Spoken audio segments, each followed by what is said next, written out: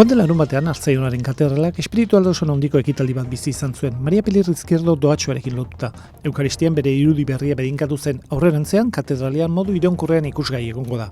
Beataren iparrak, persona ahul, gaixo eta bertsuekiko lanean aritzeak, Kristau elkartearen goiargi izaten jarraitzen du.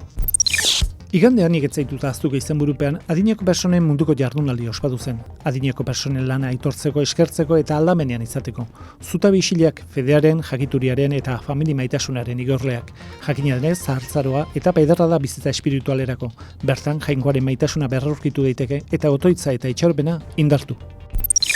Caritas Gipuzkoak ia 130.000 euro bildu ditu Venezuela astindu duten lurrikaretako kaltetuei laguntzeko.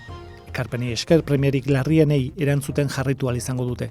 Caritas Gipuzkoak elkartasun erantzuna handi hau eskertzeaz gain, gogorazi nahi du elkartasuna ez dela larrialdi irudiak desagertzen direnean amaitzen, adibidez, pertsonen aldamenean egonez zutik jarraitzen du.